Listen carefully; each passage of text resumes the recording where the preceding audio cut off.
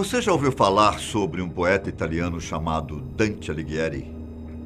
Talvez você não se lembre muito desse nome, mas com certeza se lembrará de uma de suas obras, a Divina Comédia. Essa obra foi publicada no século XIV durante o Renascimento. É um dos maiores clássicos da literatura mundial. Repleto de simbologia e alegorias, as obras de Dante fazem muitas críticas às pessoas poderosas, como políticos e religiosos. Dante separou sua obra em 3 partes: Inferno, Purgatório e Paraíso. A primeira, que fala sobre o mundo inferior, será o tema do nosso vídeo de hoje. E se for verdade? Eu sou Ivan Lima, seja bem-vindo ao canal Fatos Desconhecidos. Então vamos lá. Para começar, irei explicar para vocês o contexto da obra de Dante, para então descrever como é o mapa do inferno descrito pelo autor. A obra Inferno é composta por 34 cantos, contendo 140 versos cada um. Esses versos contam a história de quando Dante chegou até o inferno e encontrou o poeta romano Virgílio, autor de Eneida. O poeta romano então começou a percorrer os caminhos sombrios com Dante, que descreve o primeiro cenário como uma selva escura e fria. Ele também descreve que o inferno consiste em 9 círculos que têm o mesmo centro e que vão se afunilando conforme mais profundos ficam. Depois é a chegada no centro da Terra, ou melhor, centro do inferno.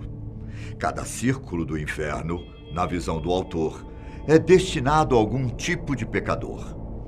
E eu agora irei descrever para vocês cada um desses círculos. O primeiro círculo, meus caros amigos, é o limbo. Esse local do inferno é o lugar dos pagãos virtuosos, dos não batizados e dos que morreram antes da vinda de Jesus Cristo. As almas dessas pessoas vagam pela escuridão, mostrando que essas mentes não são iluminadas por não terem conhecido o Evangelho e seus ensinamentos. Essas almas vivem em um castelo com 7 portões, simbolizando as 7 virtudes. O mais engraçado é que Dante afirma que viu muitas pessoas famosas no primeiro círculo, como Homero, Sócrates, Aristóteles, Cícero, Hipócrates e Júlio César. Já no segundo círculo do inferno, Virgílio guia Dante pelo local que abriga as pessoas que foram vencidas pela luxúria, um espaço chamado de Vale dos Ventos. Lá, Dante avista uma sala de julgamento onde está presente Minos, o juiz do inferno. Ele escuta as confissões dos mortos, que pelo fato de não terem mais o dom da inteligência, sempre dizem a verdade. Minos condena as almas da seguinte maneira: ele se enrola em sua cauda o número de vezes correspondente a qual círculo o pecador deve ir. Enquanto isso, eles são atormentados e arrebatados por turbilhões de ventos por toda a eternidade. Isso explica muito bem o nome Vale dos Ventos. Esses ventos impedem que as almas encontrem a paz e o descanso, arrastando-os com violência. Estudiosos interpretam esses ventos como a inquietação de uma pessoa que é levada pelo desejo de prazeres carnais. E adivinha o que Dante encontra por lá? Isso mesmo. Mas algumas personalidades que marcaram a história. Dessa vez, ele avistou pessoas como Cleópatra, Tristão, Helena de Troia e outras que foram consideradas adúlteras. Em vida, esses indivíduos eram levados por suas paixões, que os arrastavam como o vento. Mas no segundo círculo do inferno, é o vento incessante que os arrasta. Agora, eu vou falar como é o terceiro círculo do inferno, quando Dante e Virgílio chegam num círculo chamado de Lago de Lama, ou Glutonaria. Eles veem as almas de gulosos sendo negligenciadas por Cérberos, os famosos monstros com 3 cabeças de cachorro. Nesse local, os pecadores ficam atolados em uma lama e atormentados por uma tempestade de granizo, gelo e neve e até torrões de água suja que caem constantemente. Para Dante, os gulosos são sepultados no próprio vômito, enquanto são arranhados, esmagados, dilacerados e esquartejados pelo Cérbero. O conforto de comer desregradamente durante a vida se torna um desconforto eterno no 3º círculo do inferno de Dante. Na obra, Dante também cita que conhece nesse círculo um homem chamado Siaco, um personagem que faz terríveis previsões sobre a cidade de Florença. Já no 4º círculo, Dante e Virgílio chegam às colinas de rocha, simbolizando a raiva. Nesse andar do inferno estão as almas das pessoas que estão sendo punidas por serem gananciosas demais. Os pecadores são divididos em 2 grupos: os que acumularam bens e os que gastaram de uma forma muito generosa. Nesse cenário, repleto de montanhas, as riquezas materiais das pessoas se transformam em grandes pesos de barras e moedas de ouro. Legal, né? Então, mesmo no inferno, essas pessoas continuam ricas? Aí é que você se engana.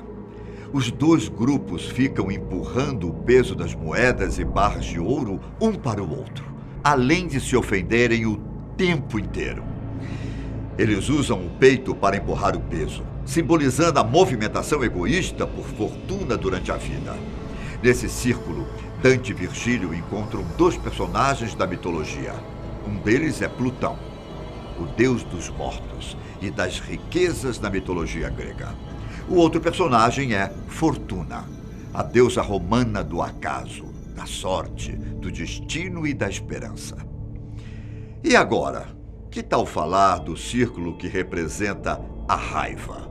O 5º círculo do inferno de Dante é onde as pessoas iradas e mal-humoradas recebem a punição por seus pecados. Logo na entrada, existe uma cachoeira de água e sangue borbulhante e fervente. O líquido vai para praias e é formado um lago que se chama Estige, onde estão as almas pecadoras que ficam se debatendo e se torturando numa raiva eterna. Enquanto Dante e Virgílio navegavam em um barco guiado por Flégias, um personagem da mitologia grega, que era filho de Ares, deus da guerra, eles também viram as pessoas enfurecidas lutando entre si, mostrando de forma nítida a raiva no olhar de cada um. Ao navegar pelo rio, o poeta se depara com um acontecimento inesperado. Filipe Argente, um nobre que confiscou a propriedade de Dante após sua expulsão de Florença, surge das águas e se agarra no barco de Flégias. Ele tenta falar com Dante, mas é puxado para o rio pelos seus companheiros. No 6º círculo, eles chegam à cidade de Dite. O local é cercado por fogo, fossas imensas e muralhas de ferro. Sob as portas das cidades estão mais de 1000 anjos caídos. Inicialmente, os demônios se recusam a deixar Dante e Virgílio entrarem. Porém, logo em seguida, um anjo desce e abre a porta sem nenhuma oposição. Dante vê o cemitério de fogo com pessoas que estão condenadas a passar toda a eternidade em túmulos flamejantes, com mais de 1000 pecadores em cada um deles. Essas almas foram condenadas por seres hereges, entre eles aos que não acreditam em Deus e nem na existência de Jesus, além dos que negavam na sobrevivência da alma após a morte carnal. Entre os túmulos, Dante vê alguns homens conhecidos.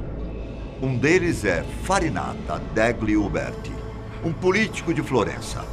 No último túmulo, ele vê o sacro imperador romano Frederico II e o cardeal Ottaviano degli Ubaldini.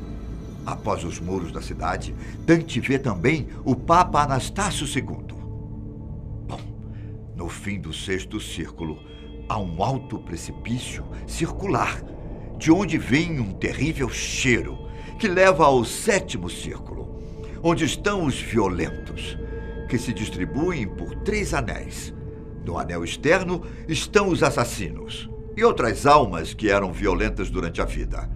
Nesse anel, Dante avista Alexandre, o Grande, Dionísio I de Siracusa e Guy de Montfort, além de outras figuras históricas e mitológicas. No anel do meio estão os suicidas, que foram transformados em plantas e que são alimentados por árpias. Mas o poeta também avista perdulários sendo despedaçados por cães raivosos. No último anel, o interior, estão as pessoas que eram sodomitas e que cometiam blasfêmias. Estas são vistas vivendo em um deserto de areia com chuva ardente caindo do céu. Dante e Virgílio então chegam ao 8º círculo do inferno, chamado Malebolge. Esse é o local das almas que cometiam a fraude durante a vida.